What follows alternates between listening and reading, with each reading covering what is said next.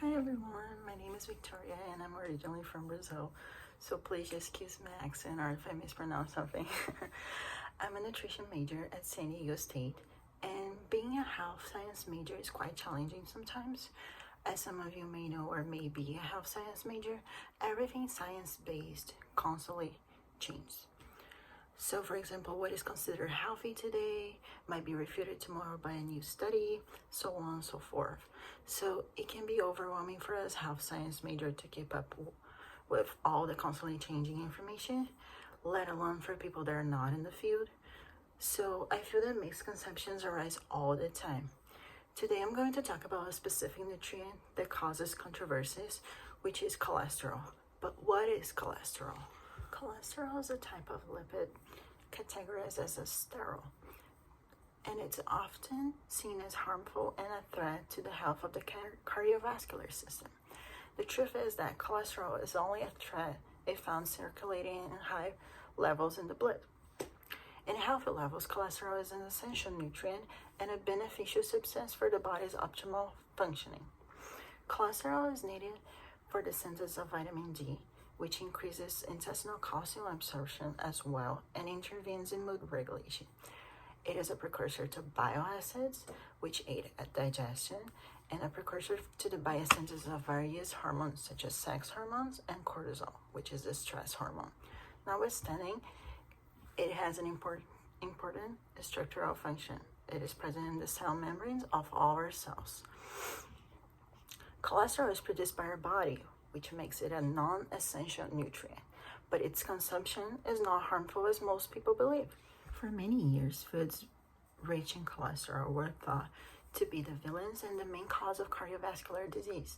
But the truth is that dietary cholesterol is different than serum cholesterol, which is the cholesterol that circulates in our blood. When we consume foods that contain cholesterol, it is not automatically turned into cholesterol in our blood, as most think. Our body has a mechanism to regulate how much cholesterol is produced, considering how much dietary cholesterol is being consumed and how much cholesterol is already present in our blood. Thus, the danger of cholesterol is not how much is being consumed, but how much is circulating in the blood.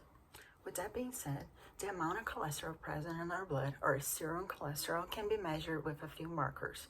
Serum cholesterol, which is the total amount of cholesterol circulating in blood; LDL, low-density lipoprotein cholesterol, which is a lipoprotein that transports cholesterol from the liver to the arteries, the so-called bad cholesterol; and HDL, high-density lipoprotein cholesterol, which removes cholesterol from the arteries and transport it back to the liver for excretion and or reutilization. HDL is considered good cholesterol because it removes the cholesterol from the arteries and prevents the formation of plaques that could clog them. For HDL, the higher it is present in the blood, the better, but that is not true about the other markers.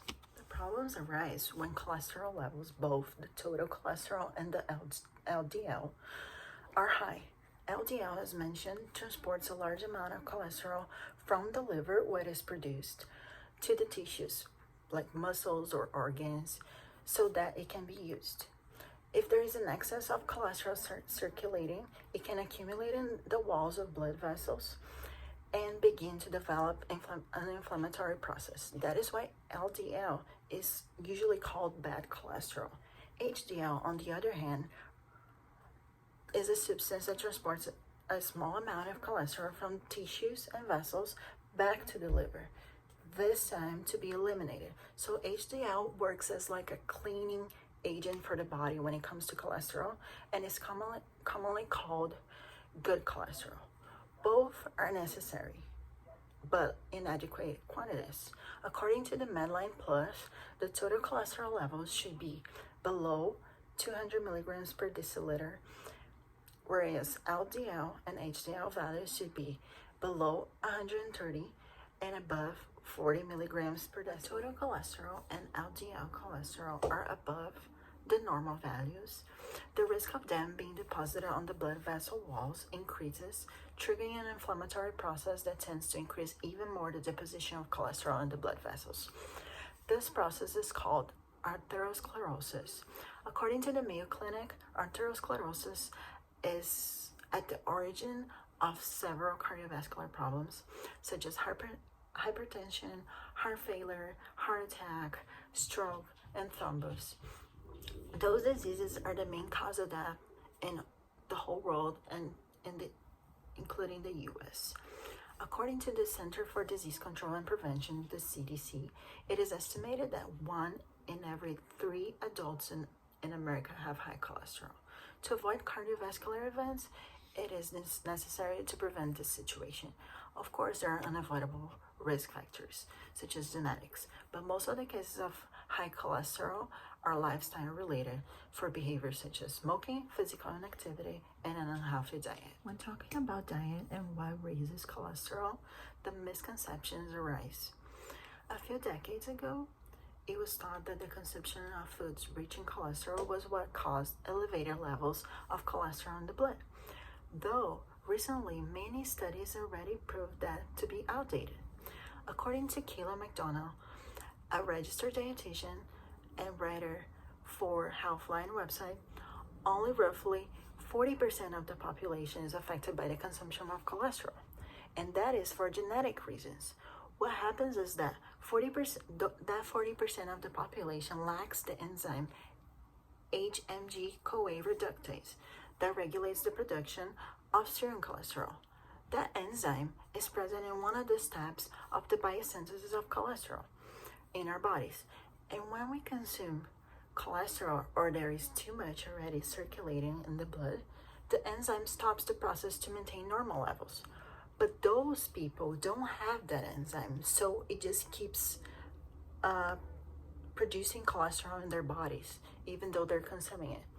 Thus, what that means is that only 40% of the population might be at risk if over-consuming dietary cholesterol, whereas in normal individuals, their body is able to shut down the production of serum cholesterol when levels are already high, or increase its production when the levels in the blood are low. But what causes high blood cholesterol then?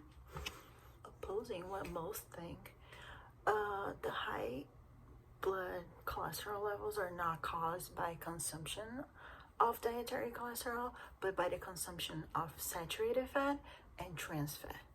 Saturated fat is present in foods of animal origin, such as meat and organs, dairy products, eggs. It also appears in several products such as cookies, chocolates, snacks in general, fast food, sauces. And as far as trans fats, they're present in vegetable fats that are modified to be solid at room temperature. So like shortening, margarine, sometimes, not all of them. These fats simultaneously increase the rate of LDL formation and reduce its elimination of the body, and they increase the levels of cholesterol in the blood. Trans fats also decrease the formation of HDL, which is our good cholesterol that cleans our system and brings cholesterol back to the liver instead of being circulating in our blood. The consumption of those foods is also most of the times related to just the consumption of highly processed foods, which that means also that the foods are going to be low in fiber and low in unsaturated fats, which are the healthy fats.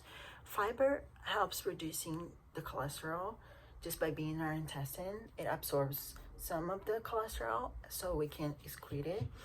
And unsaturated fats help us to reduce LDL cholesterol and increase HDL cholesterol. So what comes down to it is that high cholesterol levels are more related to an unhealthy diet in general than to how much cholesterol you consume. For a long time, it was thought that the consumption of dietary cholesterol through food caused the serum cholesterol to increase.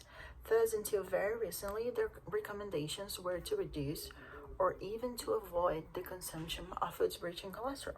Just like in general, animal products, meat, eggs, seafood.